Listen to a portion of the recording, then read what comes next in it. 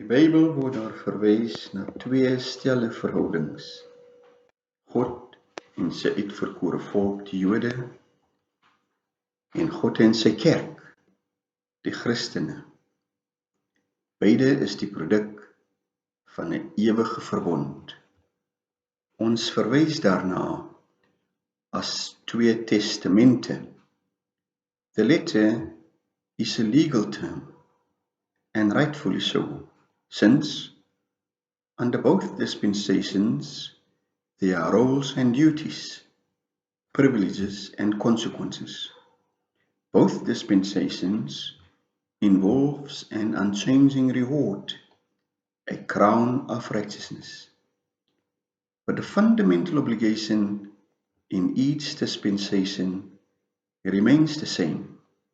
In fact, it stood since the dawn of creation.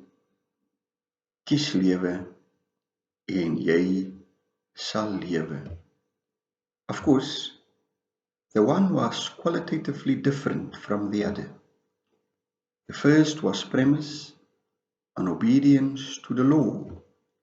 The other is premised on grace. Still, the two were not mutually exclusive. The Bible suggests that one supersedes but does not annul the other. The only fitting description is fulfill. In both instances, the relationship was sought and initiated by God. It was sustained by His faithfulness, in spite of the apostasy and unfaithfulness of His people.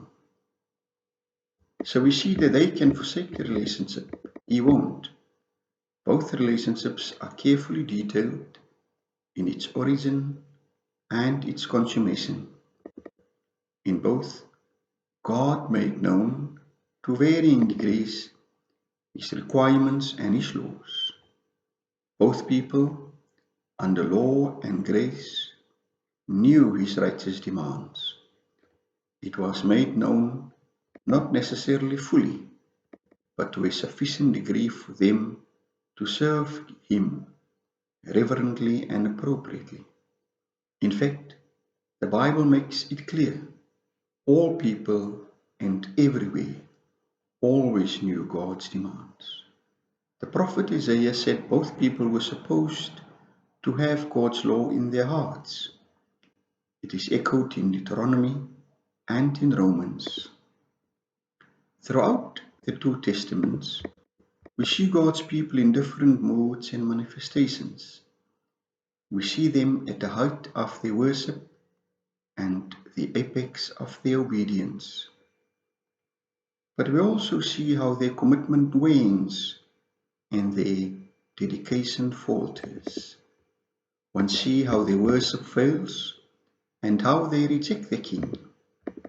His people are shown at the pinnacle of their role as a bride, but also at their darkest days of scandalous betrayal.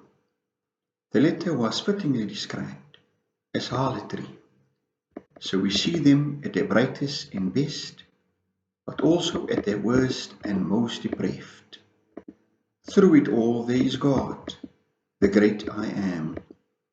When Jesus used these words, it had particular significance, relational and existential.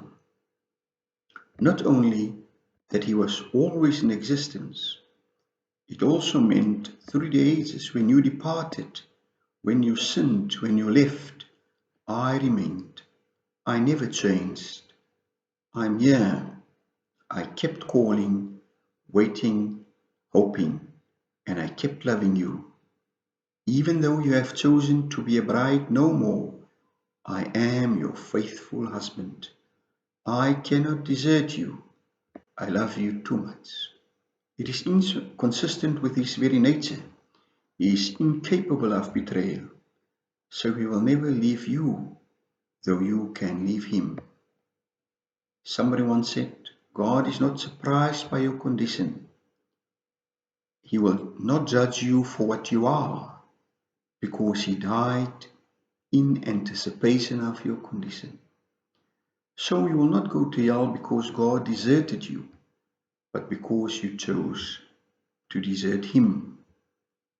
Die Bybel sê, al word ons ontrou, hy bly getrou, want hy kan homself nie verloon nie.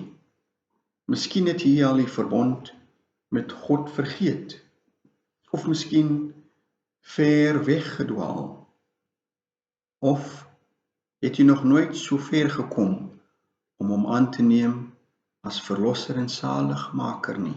Hoor die ou tyding van Jesus se reddingskrag en sy uitnodiging wat nog steeds staan.